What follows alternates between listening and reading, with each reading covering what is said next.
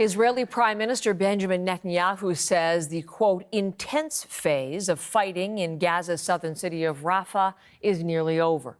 But Netanyahu also noted that does not mean the war between Israel and Hamas is coming to an end. This is new video into us this morning from the Israeli military, said to show some of the latest operations in Rafah. Netanyahu says the war in Gaza will continue until Hamas is completely driven from power.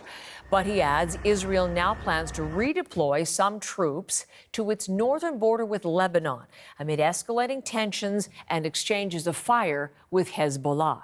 Our senior international correspondent Margaret Evans is leading our team on the ground in Israel, and she has the very latest this morning.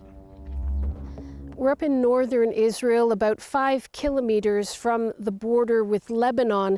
There's been a real increase in cross-border attacks from both directions in recent days, and with it an increase in rhetoric from both sides. We've had the Hezbollah leader, Hassan Nasrallah, saying he can reach deep into Israel. A response from Israel, the Israeli military saying that they've approved ground invasion plans for southern Lebanon if they are needed. In the meantime, you have tens of thousands of people on both sides of the border who've been displaced. We've been speaking to some of them on the Israeli side. Some of them say that they've had enough, that the Israeli government hasn't got a plan for them. They feel forgotten given the fighting that's taking place in Gaza. Some others say that it's time for the Israeli government to step up and solve the problem with Hezbollah and this border militarily.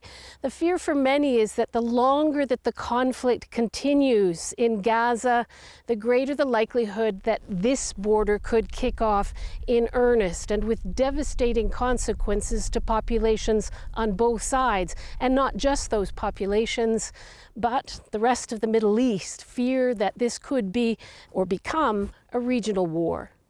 Margaret Evans, CBC News in northern Israel.